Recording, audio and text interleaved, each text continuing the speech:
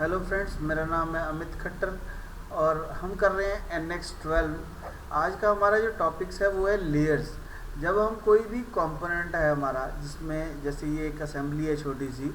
अगर मेरे पास कोई एक असेंबली है जिसमें बहुत सारे पार्ट्स हैं और बहुत सारे कोऑर्डिनेट सिस्टम है, बहुत सारे स्केच हैं, ये देखो बहुत सारे पार्ट्स हैं, इनके बहुत सारे कंस्ट्रेंट्स हैं।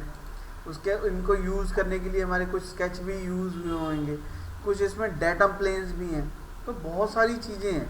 अगर मेरे को किसी पर्टिकुलर चीज़ के ऊपर काम करना है, मान लो मुझे एक स्केच ही बनाना है किसी प्लेन के ऊपर, तो मेरे लिए बहुत डिफ़िकल्ट हो जाता है पर्टिकुलर जगह पे क्लिक करना, एग्जैक्ट जगह पे क्लिक करना। और बहुत सारे कारण हैं, जैसे हमारे को कोई बीच वाले पार्ट पे काम करना है या इस किसी पर्टिकुलर पार्ट को एडिट करके काम करना है।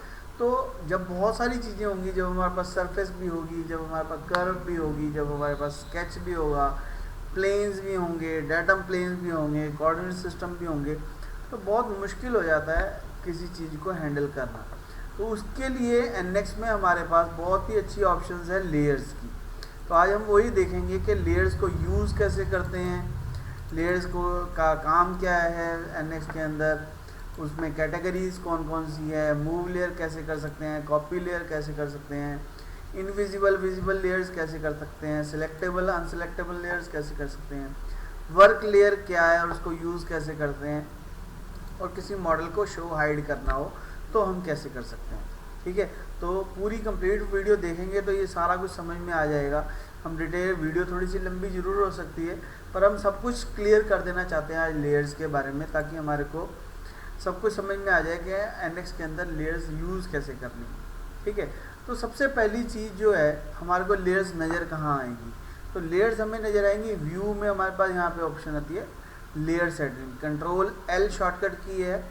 हम यहाँ से भी लेयर्स देख सकते हैं कैटेगरी, और यहाँ से भी हम फॉर्मेट में जाएंगे तो हमारे पास यहाँ पे भी ऑप्शन आती है लेयर सेटिंग की। तो जैसे ही मैं लेयर सेटिंग पे क्लिक करता हूँ तो ये मेरे पास विंडो सामने आती है। ठीक है, इसको रीसेट कर देते हैं ताकि हमारे को देखने में आसानी रहे। थोड़ी सी बड़ी कर देता हूँ आपके लिए, वैसे तो कोई ज़रूरत नहीं है बड़ा करने के लिए, पर हमारे को समझने के लिए हम इसको बड़ा कर दिया। अभी हमारे पास 3 लेयर्स दिख रही हैं। ठीक है, बट ये हमारे पास एग्जैक्ट लेयर नहीं है, हमारे पास टोटल 256 लेयर्स होती है। अगर मैं यहाँ पे कैटेगरी वाइज दिखाऊँ तो ये देखो हमारे पास कुछ बहुत सारी लेयर्स हैं, जिसके अंदर एक कैम सोल्यूशन की लेयर हमने खुद बनाई हुई है, कर्व्स की लेयर है, डेटम की लेयर है, शीट की लेयर है, स्केच की लेयर है, सॉलिड की लेयर है। तो जब भी हम कोई नई फाइल खोलते हैं, मैं दोबारा से वापस आऊँगा, पर मैं एक बारी लेयर की नई फाइल खोल के दिखाता हूँ।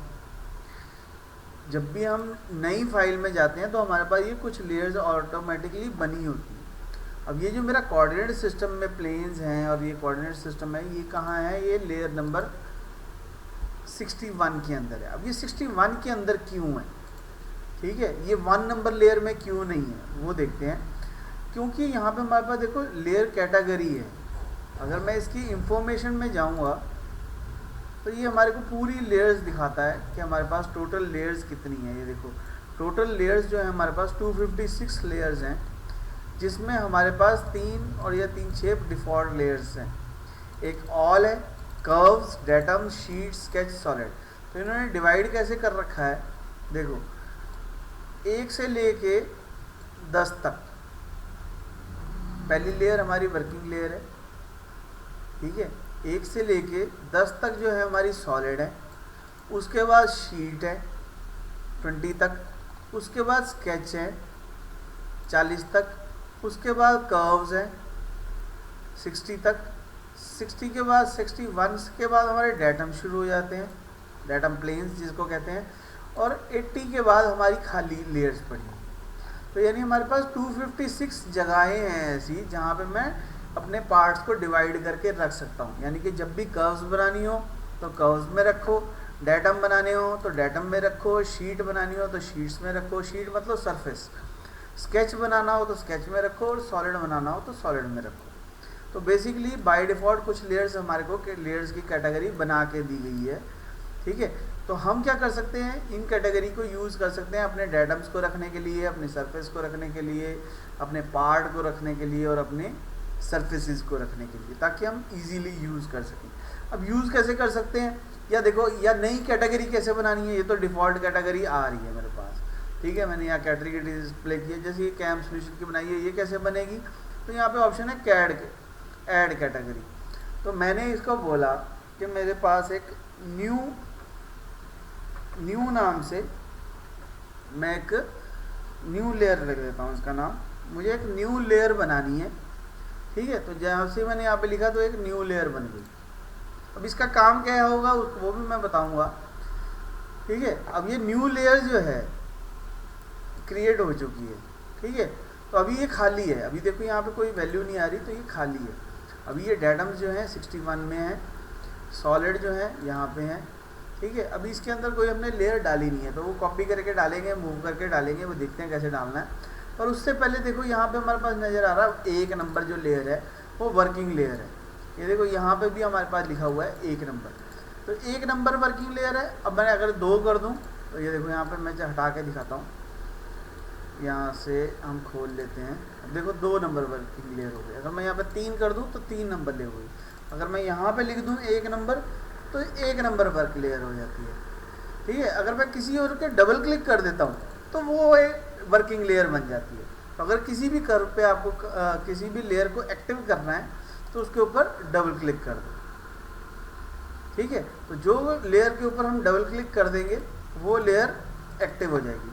अब प्रॉब्लम क्या है कि मेरे पास यहाँ पे 4 नंबर लेयर नज़र नहीं आ रही, तो अगर मैं वर्किंग लेयर में 4 नंबर लिख देता हूँ एंटर, तो मुझे 4 नंबर नज़र आने लग जाएगी।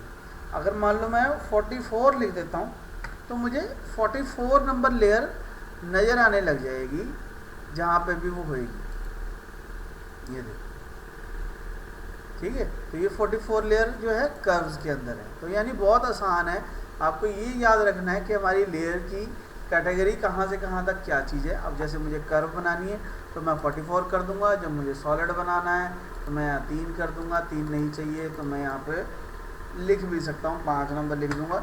तो अब मेरी 5 नंबर लेयर जो है वर्किंग लेयर होगी। अब जो कुछ भी मैं बनाऊँगा, चाहे मैं सॉलिड बनाऊँ, चाहे मैं स्केच बनाऊँ, चाहे मैं डेटम प्लेन बनाऊँ, चाहे मैं कर्व्स बनाऊँ, वो सब कुछ कहाँ जाएगा, वो 5 नंबर में जाएगा। देखो बना के देखते हैं।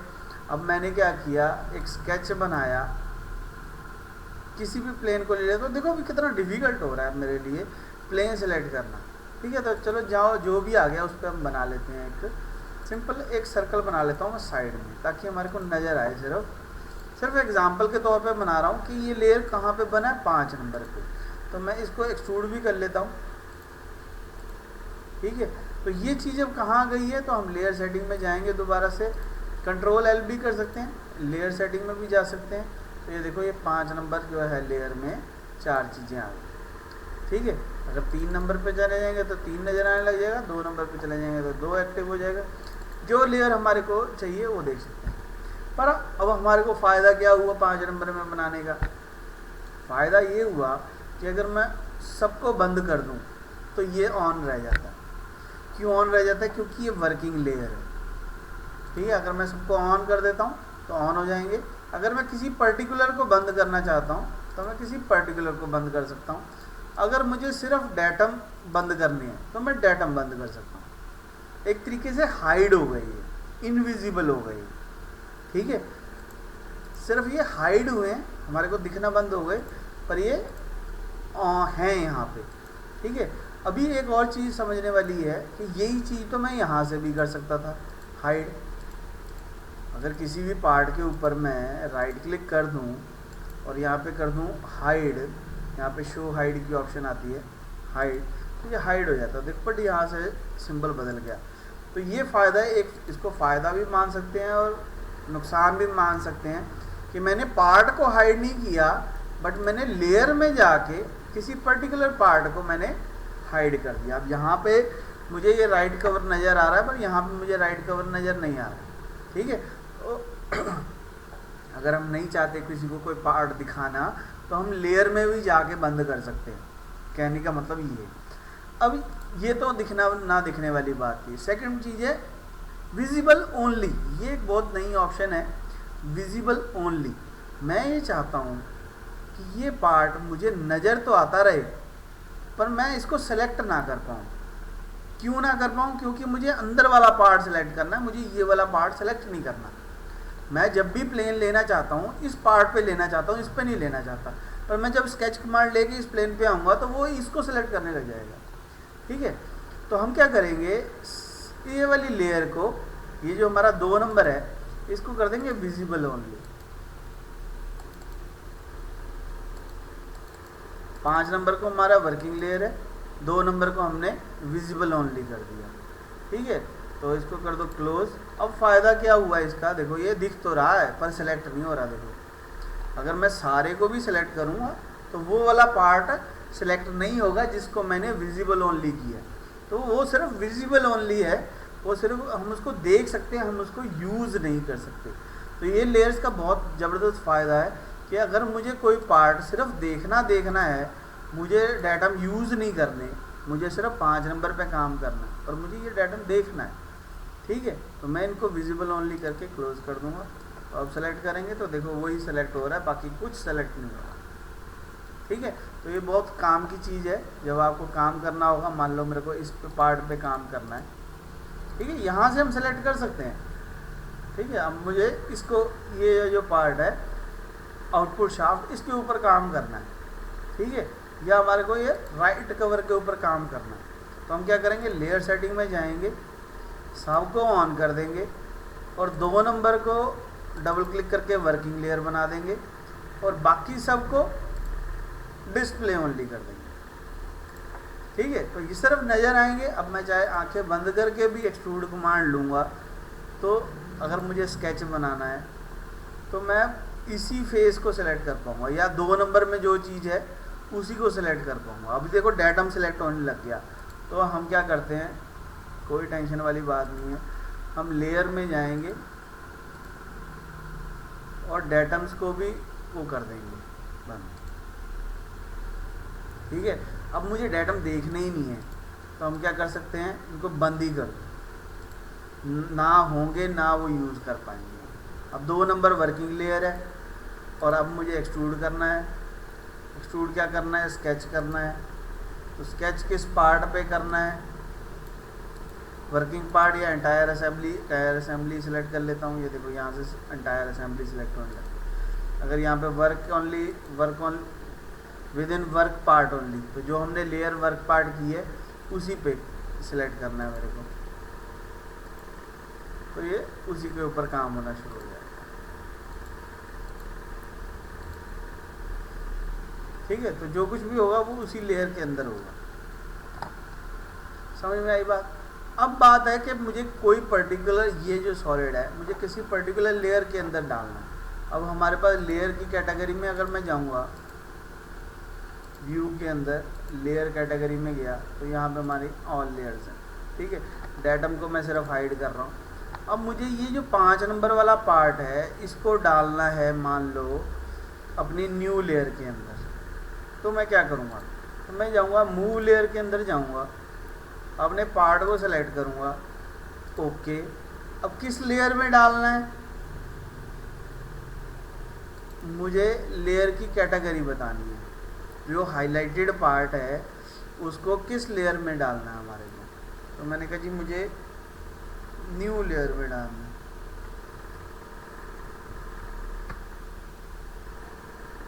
कहता नंबर बताओ, हम नाम नहीं डाल सकते, तो कहता नंबर बताओ। तो ऑब्जेक्ट सेलेक्ट करो, ओके करो, नंबर बताओ उसको। नंबर मैंने कहा जी मुझे मान लो 8 नंबर लेयर में डालना। तो अप्लाई करेंगे तो ये 8 नंबर लाइन उसके अंदर चला गया। इसको कर दो कैंसिल। लेयर सेटिंग में जाएंगे तो ये 8 नंबर में आ गया। अब हम इसके ऊपर राइट क्लिक करेंगे तो ऐड कैटेगरी, कौन सी कैटेगरी, न्यू लेयर। तो ये न्यू लेयर के अंदर चला गया 8 नंबर। ठीक है, तो इस तरीके से हम पहले उसको मॉडल को अपने किसी लेयर के अंदर डालेंगे, फिर लेयर के अंदर डालने के बाद उस लेयर को किसी पर्टिकुलर कैटेगरी में डाल देंगे। तो उससे फ़ायदा क्या होगा, हमारे को न्यू लेयर में हमारे को पता लगने लग जाएगा कि ये जो मेरा पार्ट है ये 8 नंबर लेयर में बना है, और ये इसको हमने क्योंकि कैटेगरी न्यू में डाल दिया तो देखने वाले को पता लग जाएगा कि इस असेंबली में ये चीज़ जो है नहीं है।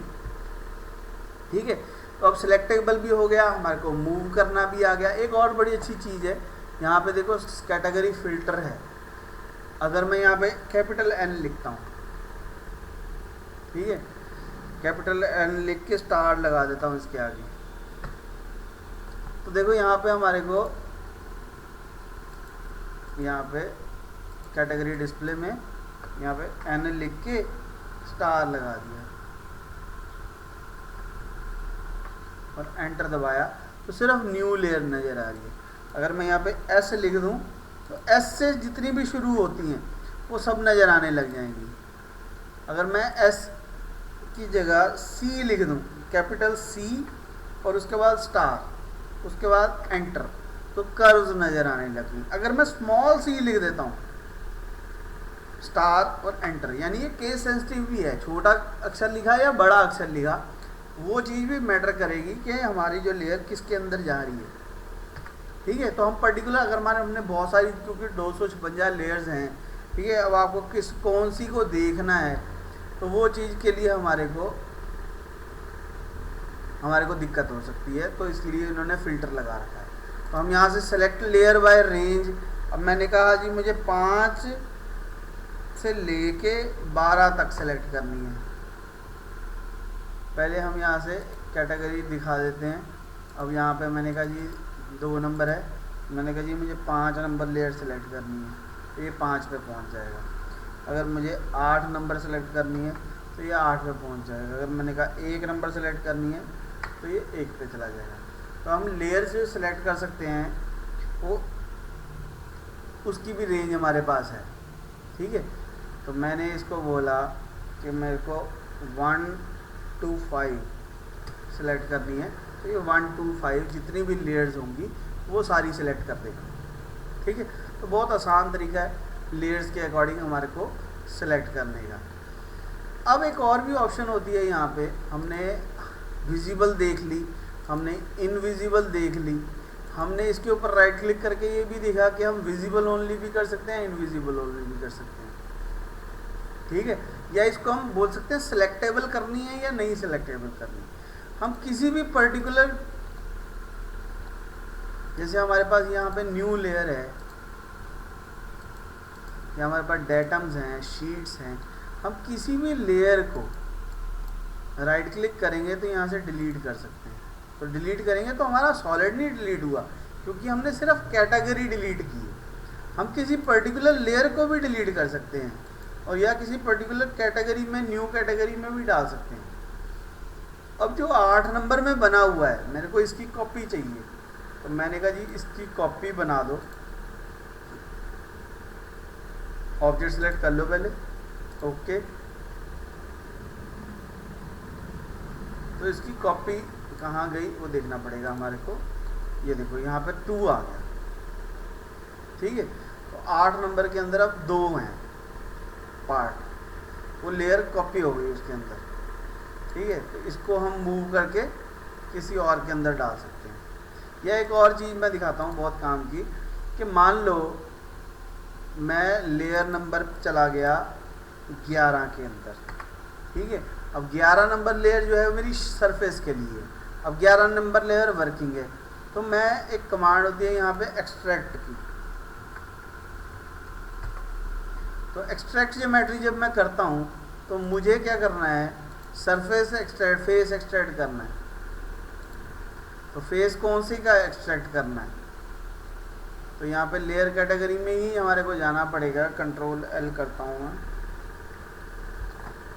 और यहाँ से ऑन कर देते हैं सभी, ताकि हमारे को नज़र आने लग जाए। ठीक है, यहाँ से वर्क पार्ट चाहिए, फेस चाहिए, कौन सी लेयर, कौन से पार्ट का चाहिए, मैंने कहा जी ये वाले वाला। तो अब जो ये सरफेस बनी है, ठीक है, ये सरफेस जो एक्सट्रैक्ट हुई है इसकी, वो कहाँ जाएगी, वो 11 नंबर लेयर में जाएगी। अगर मैं सब कुछ हाइड करके, अभी देखो 11 नंबर ऑन है, कैटेगरी वाइज डिस्प्ले कर सकते हैं हम। ठीक है, तो हमने सबको कर दिया बंद और ये सिर्फ ऑन रह गई। क्यों ऑन रह गई, क्योंकि ये 11 नंबर लेयर के अंदर। ठीक है, तो इस तरीके से हम किसी भी सरफेस को, किसी भी सॉलिड को, किसी भी प्लेन को, अब मान लो मैंने एक प्लेन क्रिएट किया, ठीक है, एंटायर असेंबली हमारी ऑन है, मैंने एक प्लेन क्रिएट करना चाहता हूँ मैं। अच्छा, अगर असेंबली में मुझे काम करना है तो मुझे किसी चीज़ के ऊपर डबल क्लिक करना पड़ेगा तो वो वर्किंग हो जाएगा। अब मैंने इस पार्ट के ऊपर एक प्लेन क्रिएट किया,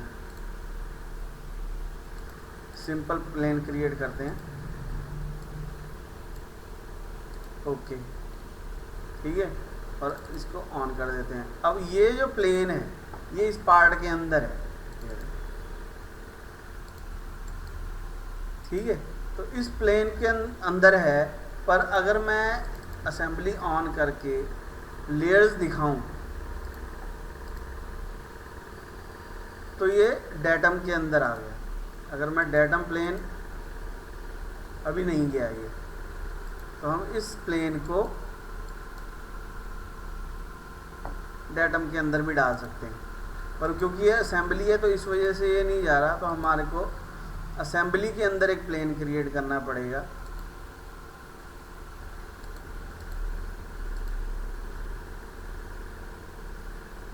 अब हमारी शायद लेयर्स जो हैं वो सारी हाइड हो रखी हैं, इस वजह से 11 नंबर वर्किंग लेयर है, तो हम कर देते हैं किसी सॉलिड को 1 नंबर को वर्किंग लेयर बना दें।